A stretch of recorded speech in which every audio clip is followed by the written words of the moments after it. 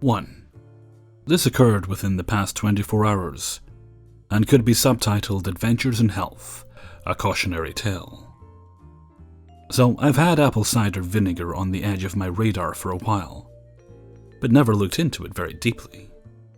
My wife recently picked up a bottle of it to help with some gastric issues my son was having, but only used a teaspoon or so out of it, so it was just sitting on the kitchen counter.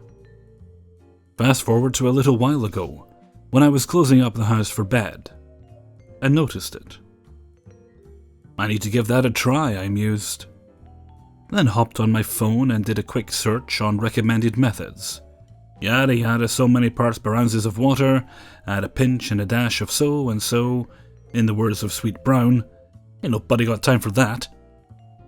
So I grabbed a Dixie cup and poured 2 fingers. Not being a total fool, I took a precautionary sip, and although it had a bite, it didn't seem too bad. I did the next logical thing that people who never read directions fully tend to do. Pinched my nose and tipped that sucker back.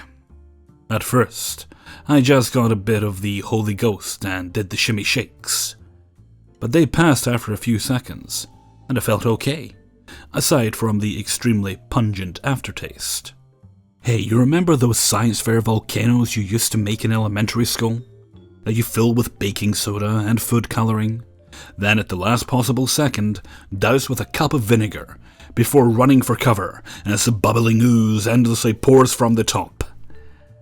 That's a really useful metaphor for my story, because my baking soda stomach decided that it didn't appreciate an apple cider vinegar bath, and, well, I'll spare you the details, except to say that the leftover pizza I ate for lunch, then wished that I hadn't, was no longer an issue for my digestive system. Unfortunately, the myriad of snacks and tonight's dinner was blocking his path down the mountain. But the geyser of apple cider vinegar erupting from my esophagus convinced everything else in my stomach that life would be better down the metaphorical mountain too. The edges of my vision went dark, and I saw a tunnel of light, which I doggy paddled along the ether to reach, which transported me to a place made of light. A figure approached me out of the mist, and I immediately recognized him as Jesus. He knelt and gently took me by the hand, and slapped the back of my head and said, "What were you thinking?" Then everything started to fade. I became acutely aware of the smell of sulfur and a rising burning sensation in my body. But as my vision cleared, I realized that I hadn't, indeed, been capitulated into the lower reaches of heck, reserved for the headstrong and hasty. But I was just feeling the after effect of my stomach's sudden rebellion. I'm currently able to walk again, although my stomach is a bit jumpy, and the back of my throat feels like it's been run over a cheese grater. If you enjoyed this story up until now, I urge you to keep your eyes peeled for my soon-to-be-released bestseller, Better Bulimia Through Apple Cider Vinegar. It promises to be a hard-hitting read. 2. I was wondering if this story would be categorized as TIFU or embarrassing. I thought about it for a good 10 seconds, laughed to myself, and knew I had to share it. So once again, my story involves my right-hand man, or best friend David. This situation was both embarrassing, but truly impressive.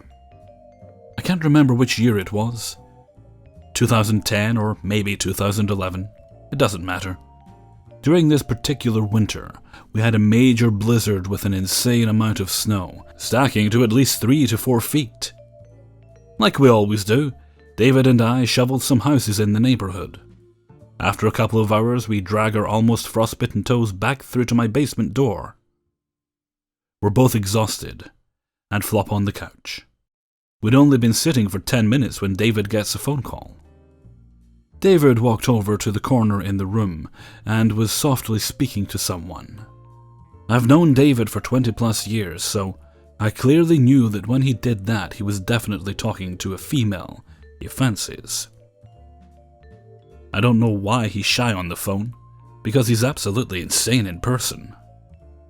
When David snaps his flip phone closed, yeah, must have been 2010, He just tells me he talked to Morgan. Morgan is a cute redhead that we both know and he works with. I never found her attractive because I'm a redhead myself. So whenever I was dating or even just walking with another redheaded chick, people automatically assumed we were siblings. Freaking idiots. Anyway, David is pretty excited because he's been trying to spend as much time with her as possible. I mean, he was really falling for this girl. Shit, a few months prior he had himself, myself, and another friend lay out an entire dining room set on top of a pre-demolished, caution-tape closed-off building. I'm not the romantic type, but I gotta admit, that was pretty cool. Well, even after that, she still wasn't giving him any play. And no, ladies, don't get offended. I don't mean that in a sexual way. I just mean that she was pretty much leading him on. So when David gets his call from Morgan, he's ecstatic. He tells me that she was close to my house and is going to pull up with a few other people and wanted us to join them. The roads were pretty much plowed, but was still a bitch to get around and I was really tired. David, like he always does, tries very hard to convince me to come with him. I decline. About 10 minutes go by and they pull up. I walk David to the door like a fine young gentleman. Actually, I'm kicking him to the door because his boots were dripping on my carpet. Through the basement window, I see him hop into the bed of the pickup truck, and the truck drives off. I finally take most of my heavy geared clothing off and really sink into the couch. I grab the remote and turn on the TV. My sister must have been the last one using it, because fucking Gilmore Girls were on. I tried to change the channel and guess what? The batteries died. A couple double A's are only 3 steps away, but I'm too lazy to get up and just put up with watching a show about privileged white girl problems. Yeah, I was that lazy.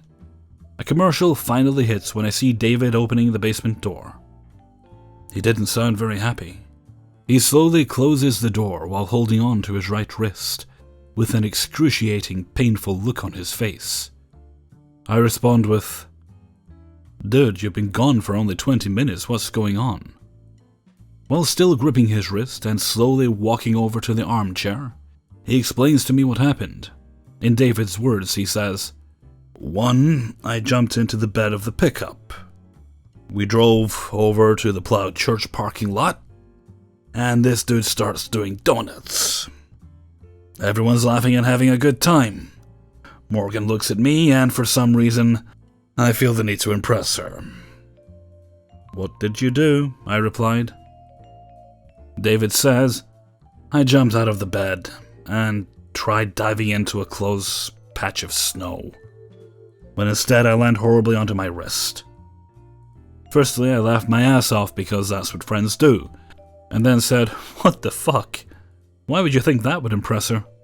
He shrugs and says, 'I don't know, it was spur of the moment.' I look at him confused and amused. He told me he wanted to have some dignity, so he decided to walk all the way back to my house, only about a block or 2 away. He's really complaining about the pain of the wrist, so I suggest he visits a doctor as soon as the roads clear up. David's stingy with money and says, 'Nah, that'll cost money.'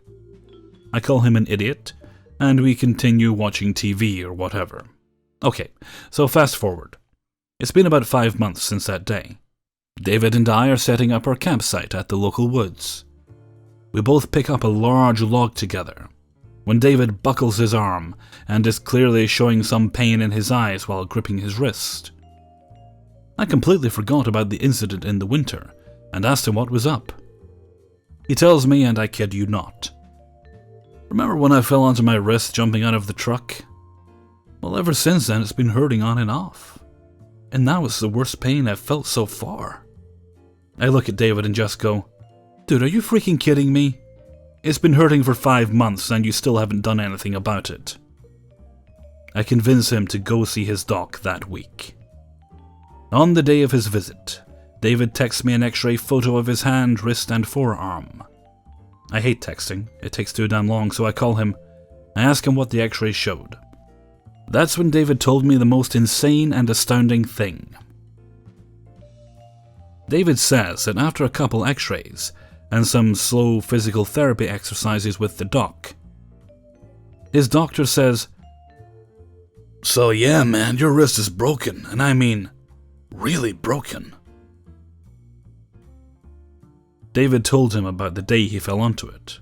I guess by the doctor's expertise, he could tell that his wrist had been broken for at least 2.5 months.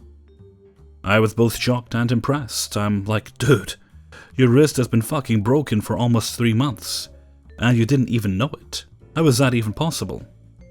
David said he fought through the pain, because he was too embarrassed and a bit ashamed to go to the doctor because of the circumstance. Well, due to David's stupidity and lack of care for his physical health, he had to get 2 surgeries. His doc inserted screws and shit into his wrist. The doc said that if he had come when it first happened, these surgeries wouldn't have been necessary. To this day, David can barely bend his right wrist backward and forward. I gotta admit, it's pretty badass that he dealt with a broken wrist for that long, and not once ever bitching about it. But yeah, moral of the story. Redhead chicks aren't worth it. Oh, I mean, don't do dumb shit. 3. The year was 2004. I had recently graduated from high school and had gotten my first real job. Said job was as a cashier at an adult store. As you would probably expect, I have plenty of strange stories about working the night shift at an adult store, but that's for another time. At the time, I was dating someone I had met in high school. One day she tells me that she has always secretly had a thing for latex, but out of embarrassment and a lack of money, that stuff is really expensive, she felt that she would probably never get around to doing anything with it. This is when I got the brilliant idea. I was going to surprise her the next weekend, clad entirely in latex. Some important things to note here. I did not own any way to access internet at the time. I did not own nor have any way to purchase a latex bodysuit. And I knew absolutely nothing about latex or latex fetishism. What I did have was an employee discount at a store that sold gallon buckets of liquid latex. So here was my brilliant plan. I would cover myself from neck down to my toes in liquid latex, let it dry so that it basically became a bodysuit, conceal it under clothing, show up for a date we had planned on the weekend, and surprise her when she got to the bedroom. So I don't know if this has changed any since then, but back then when I sold adult products, there weren't a lot of rules or regulations about packaging. There were no directions or safety warnings on this bucket. Just a sexy picture of a model covered in shiny black latex, and the words liquid latex in large capital letters. I had no idea how I was supposed to use this stuff and no one to ask. So Saturday comes along, and I start painting myself. Around when I'm almost done with the first coat, I realize 2 things. This is going to take a long time to look like that model on the bucket. And I really should have shaved off all my body hair before doing this. Oh well, that's future me's problem. Almost 2 hours and 12 coats later, it actually looked pretty great. So I get on a bus for the long trip out to her college dorm to pick her up. On the bus I start to realize that this is a terrible idea. Between the painted-on latex bodysuit, long-sleeve turtleneck, and crowded bus without air conditioning, it was June, I felt like I was being baked and smothered. It was hard to breathe, and sweat was pouring out of my face and hands. I get to her dorm room short of breath, with my face flushed to a deep crimson, my turtleneck drenched in sweat, only at the neckline because I basically couldn't sweat from anywhere else. I found out later that is actually really dangerous. I looked like I had just run a marathon dressed for winter. Before I got a chance to say or do anything, she says that I look and sound really sick, and that I should have let her know and just stayed home if I was that ill. I quickly and repeatedly tell her that I'm fine. She then tells me she met a couple on campus that wants to do a double date kind of thing with us at a nearby Thai restaurant that we had walked to before. I panic because at this point I was afraid that if I walked almost a mile like this, I would pass out. So I interrupt her with, "Wait! I have something I have to show you first." And I stripped off all my clothes with great urgency. I take off everything but my socks, because the latex on my feet hadn't dried properly before I put my socks on, so the black latex and white cotton had fused together. After an agonizingly awkward silence, she said, "God damn, you are such a freak." And she basically tackled me. Sexy times ensued. I will spare you most of the details. She was quite enthusiastic. I was putting in my best effort despite the fact that I felt like I was dying.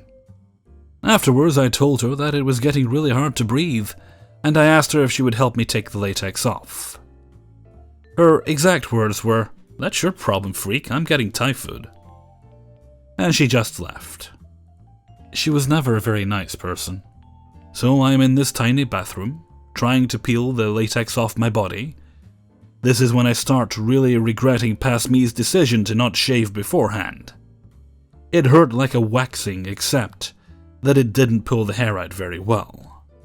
So there were patches of tiny hairs matted with chunks of paint. It hurt quite a bit, and was really frustrating to clean up. And I had to throw away my socks. It felt great to let my skin breathe again. I was a bright shade of pink for the rest of the night. Although she claimed to have really appreciated what I did for her, she told all of her friends about it, and went to great lengths to try and humiliate me in front of them over it. So yeah, that was the time I fucked up with a gallon of latex, and the meanest of my exes. 4. On this particular Tuesday, my brother and I had nothing better to do, so we pack up his laptop and cart off to our friend's place across town. We will say their names are Dora and Jay. By this time it's around 8 p.m. Our friend's kids are already in bed and asleep. It's just us 4 adults with nothing to do except put a dent in 3 cases of beer sitting around. Jay starts our visit off with showing his new taser on steroids. He's got a flashlight on one end, and weighs enough to knock a man out if hit hard enough. Safe to say, he's proud of it. Proceeding on, we pop in a movie, Project X. Before the previews are finished, it was decided to make it a drinking game. Liven up the impromptu party. Why not? There's plenty of reasons why not. Not too far into the movie, we've killed 1 full case of beer. My brother, the non-drinker of the bunch, is clearly feeling the effects of alcohol. By the time the movie gets to the end, we've drank to the dog, the garden gnome, and the dealer with the flamethrower, and so much, much more. We have now finished the 2nd case. Yes, just like that. Again, why not? My brother's famous words sounded like a good idea. And the night is still early. Being mildly drunk, we turn on the webcam on my brother's laptop. Bad idea. We start cheering the webcam, drinking to the webcam, treating the webcam like a real person and telling Mr. Webcam to fuck off. Like it had anything to do with anything. And finally we all moon the webcam. Why not? We are all wasted, and everything is a good idea when alcohol is involved. Getting bored, being in the house on a wonderful night, sorry to the neighbours, we start to play in the backyard. Brother wants to climb their massive tree out back. Why not? He's drunk. He gets on the first branch, and reasons it was not a good idea through his drunken state. He's only 6 inches off the ground, and me, being the good baby sister I am, says, "I'll catch you," just before he plops to the ground to squish me like a pancake. Dora grabs me by the collar and pulls me to safety, while my brother hits the ground like a ton of bricks. Don't worry, he was fine. Shortly thereafter, we go back inside, have a water fight in the kitchen. Not sure who started it, but I end up getting the short end of that, as Jay holds me like a human shield to soak up the water his wife is aiming at him. Now remember the taser I mentioned earlier? Yes, the home defense taser. The one with 1000 watts of electricity pouring through it. Enough to knock a man out cold if he held it for long enough.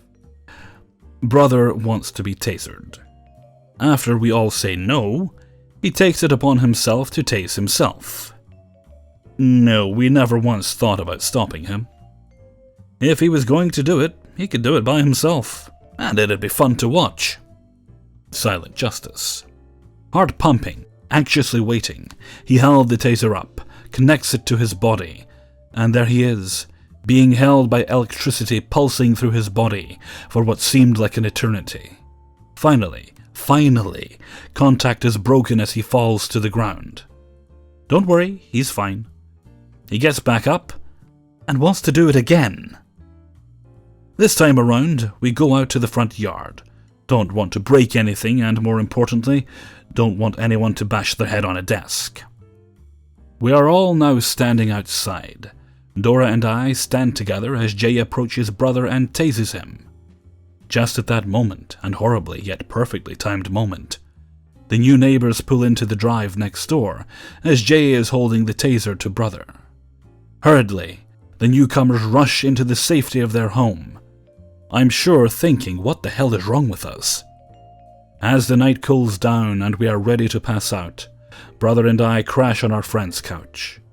Moments later, brother gets up, rushes to the bathroom to noisily vomit. When he's done, he sings, "I feel better," then goes back to the couch to lay down. Remember Mr. Webcam? We never turned it off. Webcam recorded everything. As we watched the video the next day, we realized not all good ideas are good ideas.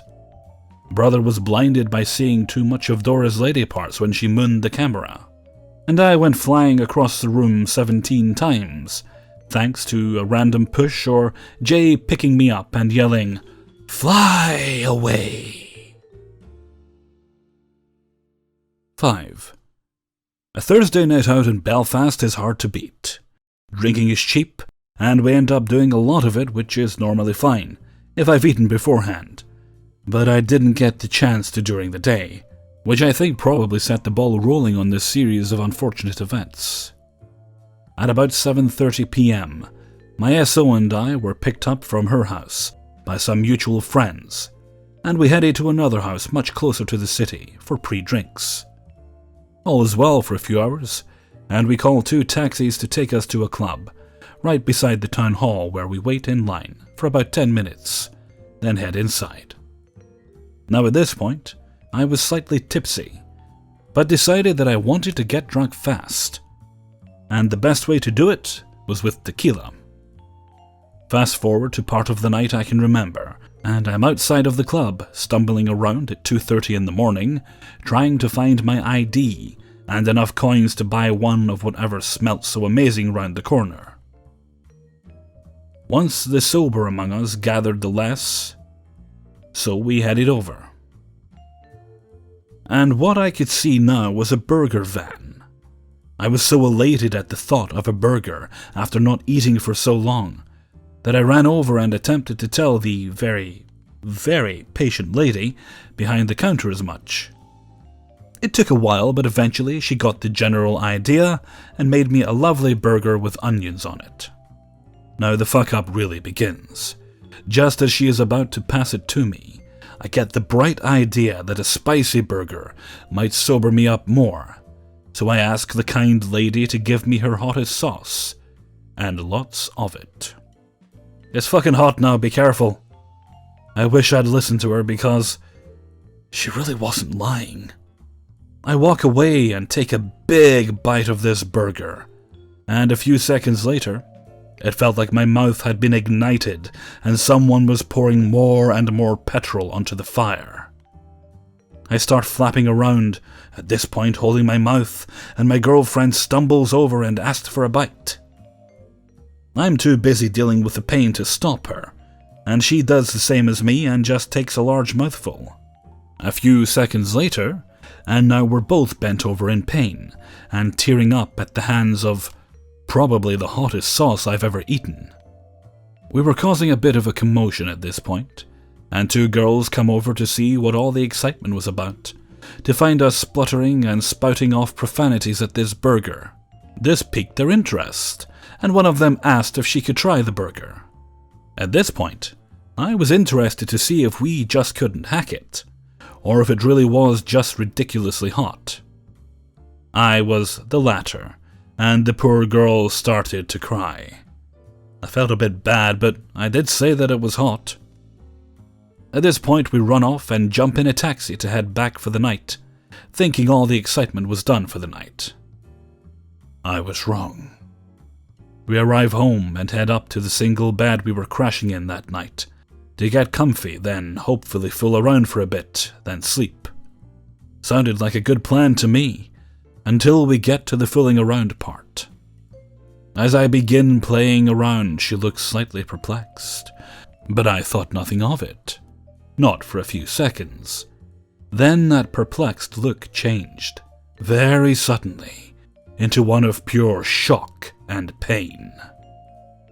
As it turns out, drunk me hadn't washed his hands after eating the very spicy burger, and some of the hot sauce had reached a very sensitive place.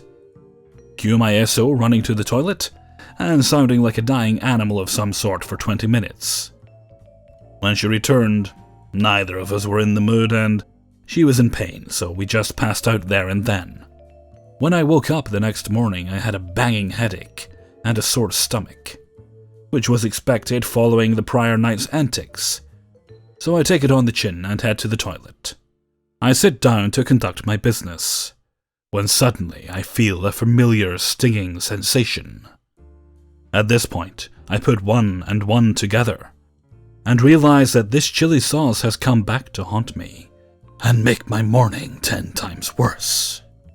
I'll save the details, but it was grim. Maybe just standard mayo next time, I think. Hey everyone, Hellfreezer here, and thank you very much for listening to 5 True Embarrassing Stories, episode 37. Thanks very much to everyone who allowed me to use their stories in this video.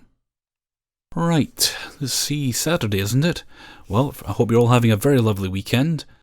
It's been a bit sunny here recently, so that hopefully if that continues, I'll have to, that means I won't be able to put off not doing work in the garden any longer, so I'll have to get out, tend to the garden, make it look all pretty again. Which I'm not terribly fond of doing, but I do like it once it's done. I'm sure I'll find other things to occupy myself with.